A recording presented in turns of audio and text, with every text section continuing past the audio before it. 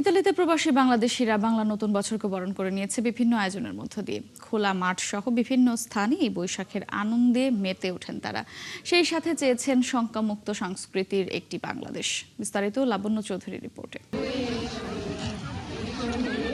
বাংলা নববর্ষের রঙে গানে ও সাজে ইতালি প্রবাসী বাংলাদেশিরাও সেজেছে। রোমের খোলা মাঠ সহ বিভিন্ন স্থানে বৈশাখের আনন্দে মেতেছিল নারী, পুরুষ ও শিশুরা। চেয়েছেন শঙ্কা ও যুদ্ধমুক্ত বিশ্ব, চিত্তে আনন্দ সুধা আর দেশের সমৃদ্ধি।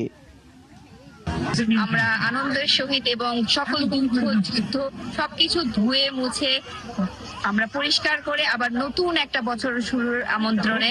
বাংলাদেশটা আমাদের সবার, আমরা চাই উন্নত, সুখী, সমৃদ্ধ একটি বাংলাদেশ। আয়োজনের পরতে পরতে ছিল বৈশাখের বর্ণিল সাজ।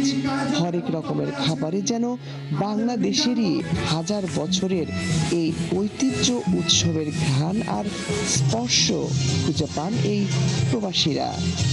সবাই বাংলাদেশের সাজে সেজেছে, খুবই ভালো লেগেছে।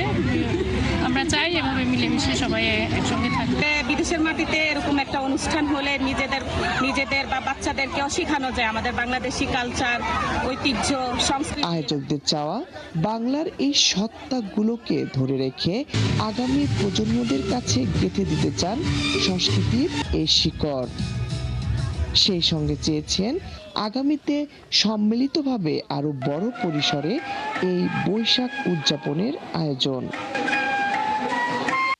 আমরা প্রবাসে আমাদের বাংলা সংস্কৃতিকে যেন ধরে রাখতে পারি, সেই জন্য আমরা প্রতি বছর বাংলা বর্ষবরণকে সুন্দরভাবে গ্রহণ করব এবং আমরা সবাই যেন বিদেশের মাটিতেও আমাদের নিজেদের সত্তা বাংলা এটা ধরে রাখতে পারি।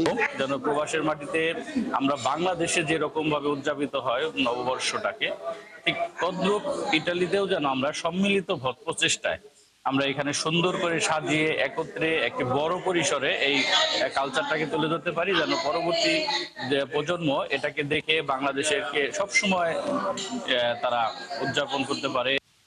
ইতালি প্রবাসী বাংলাদেশিরা আজ একত্রিত হয়ে প্রাণের এই উৎসবকে উদযাপন করছে। তারা চান মানবতা, সম্প্রীতি, সৌহার্দ্য, সাম্য এবং সংস্কৃতির এই ঐতিহ্যকে ধারণ করা। চান সুখী সমৃদ্ধ একটি বাংলাদেশ। ইতালি রোম থেকে লাবণ্য চৌধুরী, ৭১।